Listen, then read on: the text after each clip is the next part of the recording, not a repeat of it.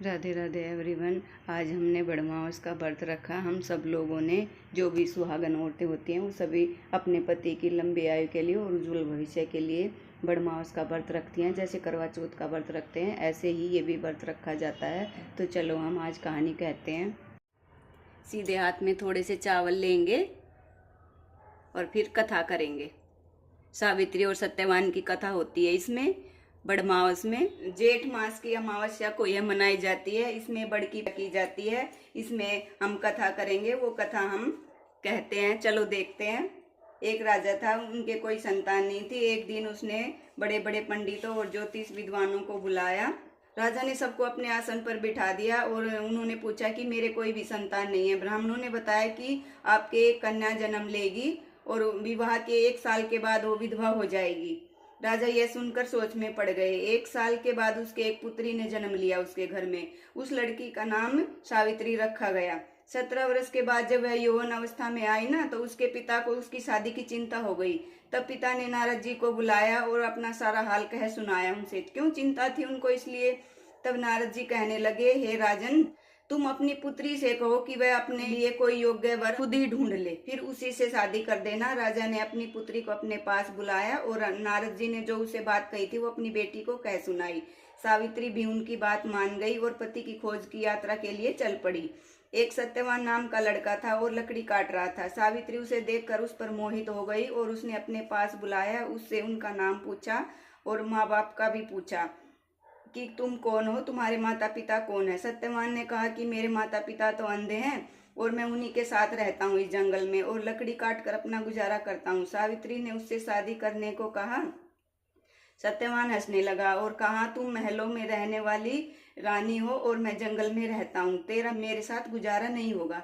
परंतु सावित्री उससे हट पे अड़ गई और सत्यवान को अपना पति बनाने की कोशिश करने लगी। अंत में सत्यवान मान गया और वह अपनी जंगल की जो कुटिया थी ना, उसमें उसको ले गया, माता पिता से मिलवाया। सत्यवान के पिता ने उसे काफी समझाया, परंतु सावित्री के सामने एक भी न चली। सत्यवान को अपना पति स्वीकार करके घर वापस आई और पिताजी को बात बताई कि मैंने अपने लिए एक पति चुन लिया है। जब सावित्री अपने पिता से ये बात कह रही थी कि नारद भी सुन रहे थे और वहां पहुंच गए। नारद जी ने पूछा कि तूने अपने लिए कौन सा वर चुना है। तब सावित्री ने बताया कि एक सत्यवान नाम का लड़का है और उसको मैंने अपने पति के रूप में चुन लिया है।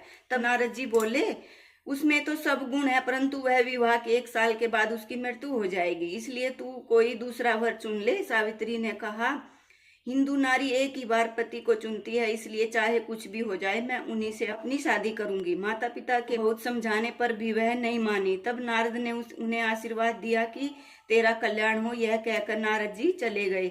सावित्री और सत्यवान का विवाह हो गया। सावित्री अपने पति के कल्याण के लिए भगवान शिव की पूजा करने लगी। जब वह एक दिन निकट आने लगा, तब वह उपवास रखने लगी। 7 दिन पहले उसने बड़ी भक्ति से पूजा की। जब भगवान शिव प्रसन्न होकर प्रकट हुए और पूछा कि तेरी पूजा करने से मैं प्रसन्न हूँ, जो वर मांगना है मांग ले। तब सावित्री ने उनसे वर मांगा कि मेरे पति के अंत समय में 2 दिन शेष रह गए हैं, उनको बचाने का कोई उपाय बताइए। तब भगवान बोले, कल ज्येष्ठ की अमावस्या है, कल तू बड़ के वृक्ष की पूजा करना, वह तेरे मनोरथ को पूरा करेगा।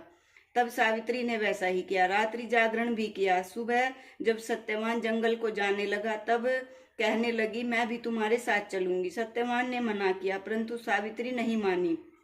अपने सास ससुर से आज्ञा लेकर और जंगल में सत्यवान के साथ चली गई। सत्यवान जंगल में पहुंचकर एक पेड़ पर चढ़ गया। उसने लकड़ी काटनी शुरू कर दी। कुछ देर बाद उसके सिर में दर्द हुआ और वृक्ष के नीचे सावित्री की गोद में लेट गया। नीचे उतर के सावित्री को बहुत चिंता हुई। इतने में सत्यवान बेहोश हो गया। सावित्री ने देखा मेरे सामने कोई खड़ा है।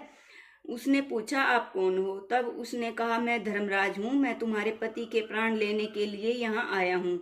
यह कहकर धर्मराज सत्यवान के प्राण लेकर चलने लगा। सावित्री भी उनके पीछे पीछे चल दी। धर्मराज ने मना किया, परंतु नहीं मानी।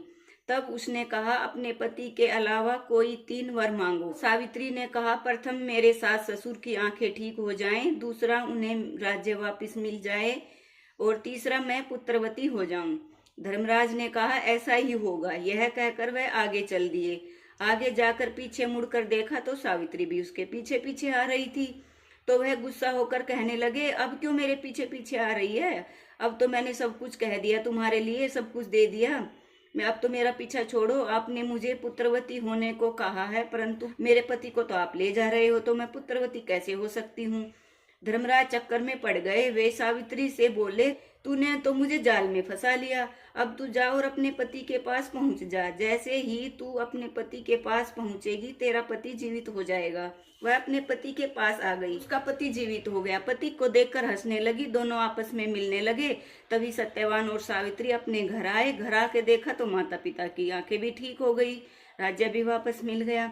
यह सब कुछ बड़ की पूजा एवं व्रत के प्रभाव से हुआ है, इसलिए इसे बड़ सायत या बड़ सावित्री व्रत कहते हैं। हे भगवान, जैसे तुमने सावित्री को अटल सुहाग दिया, वैसे सबको देना, हमको भी देना। जो जो व्रत करता है, जो जो कहानी सुनता है, हे माता रानी, हे दई देवता महाराज, सबकी मनोकामना पूरी करना और सबके मनोरथ आराम से अच्छे से सहज कर रखना, सबके मनोरथ पूरे कर देना। जय वट सावित्री माता की, जय वट देवता की। और ये जो हमने लिए थे ना, जो ये इसको पानी में डाल देंगे इसमें, और सूरज को अर्घ दे देंगे। ये व्रत है ना, सुबह किया जाता है, दोपहर तक होता है। कईयों के सुबह करते हैं, शाम तक रखते हैं। हमारे तो सुबह पूजा करते हैं ना, काम वाम करके सारा सुबह पूजा करते हैं, खाना वाना बनाते हैं, तो सुबह ही इसको पारण कर लेते हैं इसका। कई लोगों के शाम को होता है, चंद्रमा को देख के। हमारे सुबह ही होता है, सुबह ही हम खाना खा लेते हैं। और जो ये सामान निकाला है अपने सासू माँ ससुर को दे देंगे। अगर सासू माँ ससुर को नहीं देंगे तो पड़ोस में कोई है, मंदिर में दे आओ, जेठ जिठानी को दे दो, किसी को भी दे दो। माता रानी से क्षमा मांगेंगे, हे माता रानी, हमसे कोई भी गलती हो गई है, हमारी गलती को माफ करना और हमारी पूजा स्वीकार करना। जय सावित्री माता, जय बड़ देवता, जय बड़ अमावस्या की। राधे राधे।